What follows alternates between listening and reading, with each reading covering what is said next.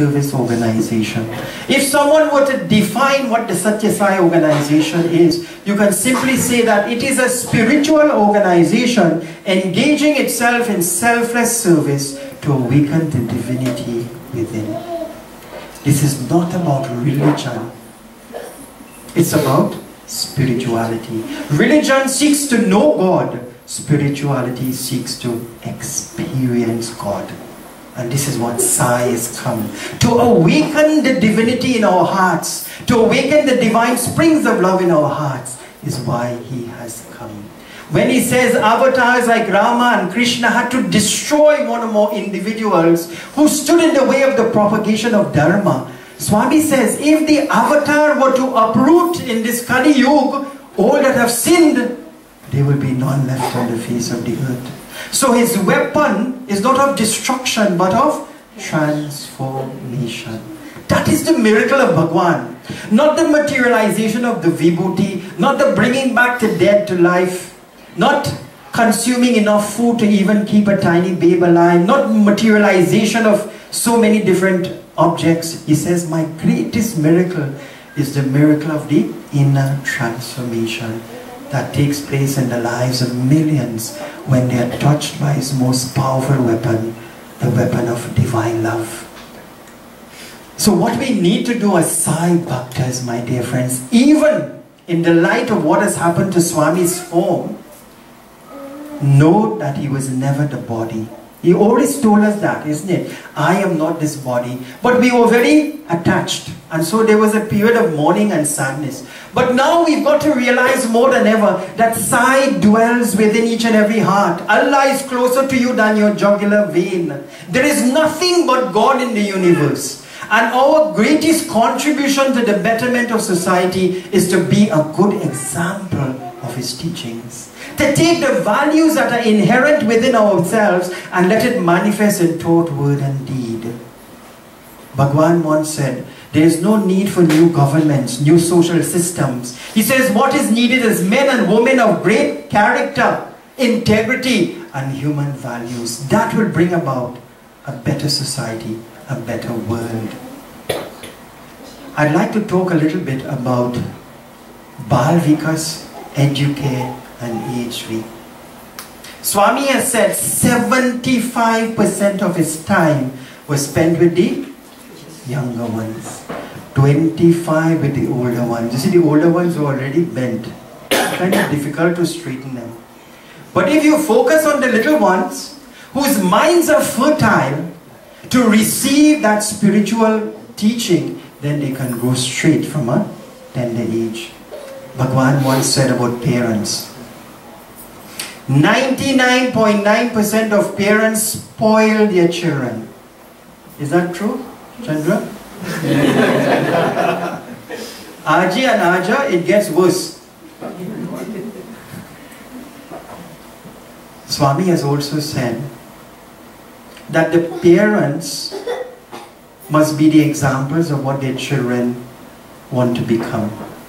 You cannot tell the child one thing and you are practicing something else.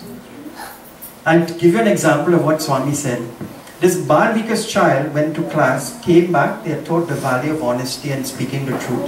The family is watching a television show, the phone rings, the little child runs to answer the phone and comes back and tells his father, Daddy, Daddy, Mr. John is on the phone to you. The father tells the child, go and tell him I'm not at home. The father, who is supposed to be the embodiment of God, is telling the child to lie. Can you imagine this? So the child goes innocently and takes up the phone and says, Daddy said to say he's not at home. You see, parents, we have to be good examples. And I'll tell you something, my personal view of all the activities in the Satya Sai organization, Bal Vikas, EHV, SSE, is the most important. Never sacrifice anything for that. I have seen visible examples of children who have gone through the Bal Vikas program, how they have become such model children and young adults. In the Bal Vikas class that we have in Trinidad, we had 50 children. And I'll give you an example of what that class can do. There was a child, 13 years old, who came and joined the class. He was so inspired that he went home one day and he told his parents, he said, "Mother, I don't want to eat meat again." The parents used to eat meat. He said, "I don't care." The parents said, "Now we'll have to cook separately for you. You're putting pressure on us." He said, "Mom, I don't care. I'm not eating meat." So little by little now, every morning, he used to go into prayer room and spend 5 or 10 minutes before he went to school. The parents never used to do this at home. So after a while, the parents started to come and sit with him. After a while, the parents gave up the meat. After a while, the whole house was silent because of one child. We have seen such dramatic changes in these children when it comes to coming to Bal Vikas and also practicing the human values. But I'll tell you, Swami has said, good parents plus good teachers will equal good students. You see, the teachers also have a very important role. There's a saying that goes like this: no written word, no spoken plea can teach young minds what men should be, nor all the books on all the shelves, but what the teachers are themselves. As the teacher, so the student. If one child in the class is bad, that is not so bad. If one teacher is bad, generations of children will become bad. Can I see the Bal Vikas gurus you have? SSC teachers? SSC teachers, Bhagwan says that this is your sadhana. It is not a duty or job that you teach mathematics and go home. The teacher is the exemplar for the children. The teacher is the facilitator to bring out the values that are already existent in the children. And so that teacher, that guru, must be a good example to the children. When you have that taking place, the children will grow to be sturdy and have good characters. So when we have good parents and good teachers, we have a good nation. I'll give you a little example what happened in that particular class. We used to have a little 5-minute humor session with the children, where they would go and research value-based jokes and come and tell it to the class. So we used to flex the syllabus so the class becomes very interesting. The children will want to learn and they will have fun. And one day, there was a child who was very introverted. He never used to talk. Every time he would sing, he wouldn't respond. But when we introduced the jokes, he was the first one who grabbed the mic and ran to the front of the class. And I said, "Swami, look at this." That particular activity brought out the best in him. Today, we have what you call a Bal Vikas Children Satsang. We take some of the singers who sing very well and they learn all the songs.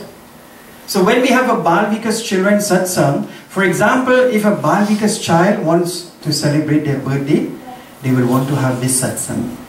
The satsang is run only by the children. So the gurus train the children to sing well. So we have about 17 children that we select. They do a Muslim prayer, Christian prayer, Hindu prayer. They sing bhajans, qasidas and hymns. And from the moment we say Om, they begin. And each child knows exactly what they are going to sing. They practice it. The person giving the talk, we work with that student and we give them constructive and helpful ideas of how to give a good message. So when you hear Om, there is absolutely no talking. The mic goes from one to the other in a structured and disciplined way. One child does the Jyoti meditation. One child gives the message. One child makes the announcement. One child does the Brahma Arpanam. And an hour and 15 minutes, the first children's satsang we did, the parents were blown away.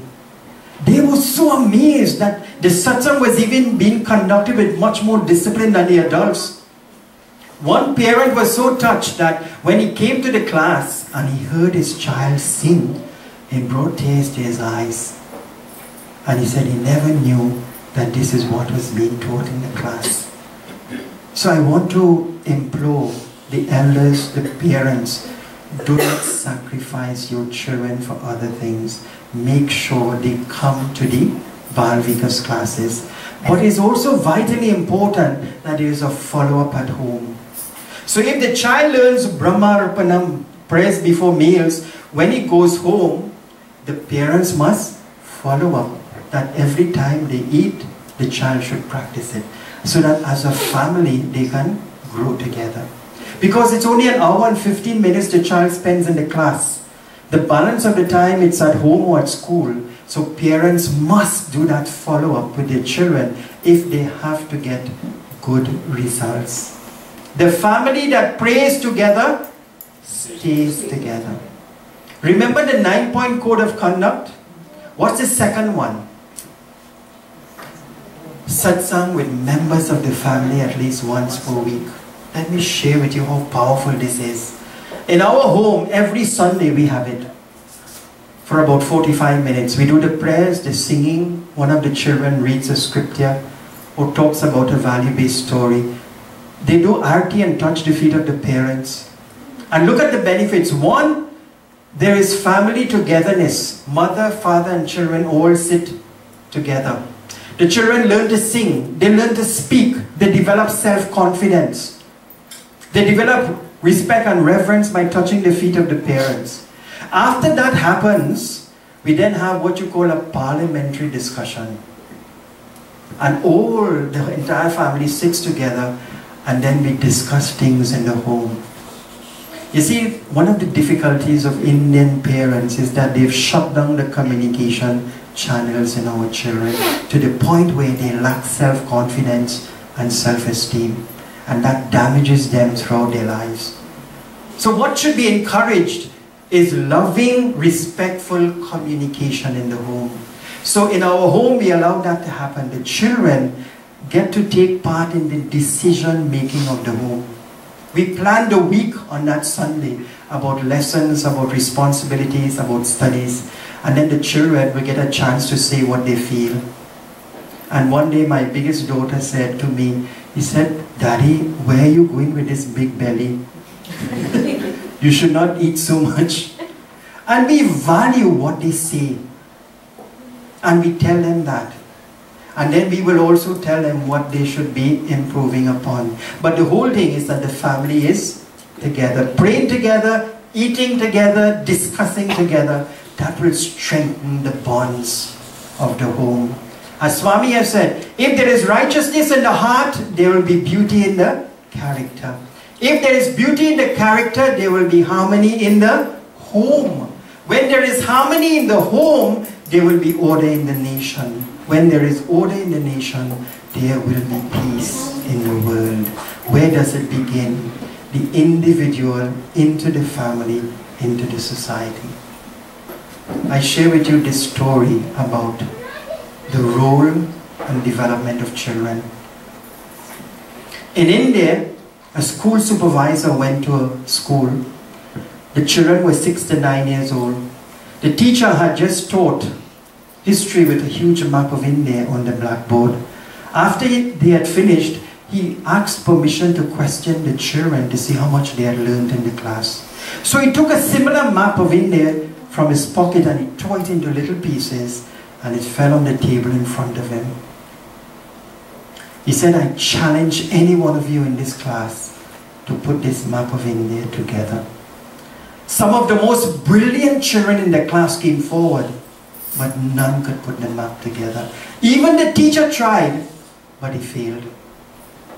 But he was a little 7-year-old boy who used to sit at the back of the class. He was considered what you might call a dunce head. He couldn't read, he couldn't write, he couldn't even spell his name. When everybody had tried, he put his little hands and he said, "Sir, may I try?" And in pin drop silence, he walked with his little footsteps to the front of the class. And within 2.5 to 3 minutes, he put the whole map of India together. And this shocked the school supervisor. And he said, "My dear fellow, how were you able to put this whole map of India together when some of the most brilliant children and even your teacher tried and he failed?" And then he put his little hand like this and he said, "Sir, you see, when you were tearing the map, I was looking at your hands.